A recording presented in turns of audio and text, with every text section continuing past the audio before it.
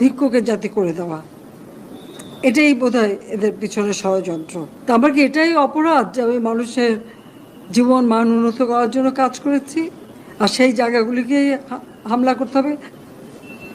সেটাই হচ্ছে সব থেকে দুঃখজনক, যে দিন এত অক্লান্ত পরিশ্রম করে বাংলাদেশটাকে যখন একটা জায়গায় নিয়ে আসলাম, আজকে সেখানে দেখি এই একদিকে জ্বালা পোড়া সব কিছু। ঠিক যে প্রতিষ্ঠানগুলি মানুষের সেবা দেয়, আজকে মেট্রো রেলে চড়ে মানুষ কত অল্প সময়ের মধ্যে সময় বাঁচিয়ে কর্মস্থলে পৌঁছাতে পারতো, আবার ফিরতে পারতো। সেখানে ছাত্ররা, চাকরিজীবী, সাধারণ মানুষ সবাই তো যেতে পারতো।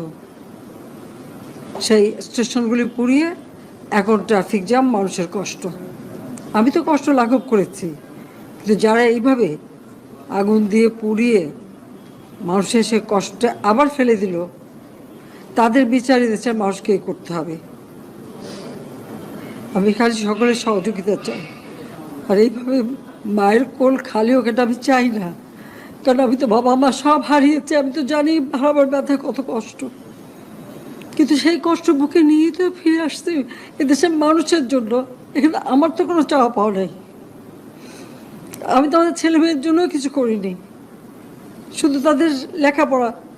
নিজেরাই চাকরি করছে, নিজেরাই পড়েছে, আমি কতটুকু করতে পেরেছি, কিন্তু আমি দেশের মানুষের জন্য করেছি। আজকে অন্তত মানুষের ভাত কাপড়ের ব্যবস্থা, চিকিৎসার ব্যবস্থা, তাদের কাজের সংস্থা সবই তো করে দিচ্ছিলাম। যখন আমরা এক উন্নয়নশীল দেশের মর্যাদা পেলাম, তখনই এই তাণ্ডব করে ঠিক যে জায়গাগুলি মানুষের সেবা করবে সেই জায়গাগুলিতেই আঘাত।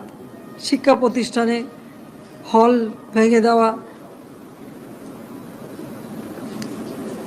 সবচেয়ে দুর্ভাগ্য যে ভিসির বাড়িতে আগুন দেওয়া। এর আগেও একবার ঢাকা ইউনিভার্সিটিতে ভিসির বাড়িতে আগুন দিয়েছিল, আপনাদের মনে আছে?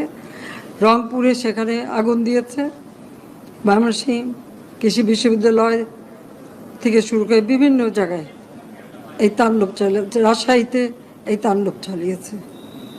বিশ্ববিদ্যালয়গুলিতে সেশন জট ছিল, আমি সরকার আসার পর থেকে কোনো সেশন জট নাই।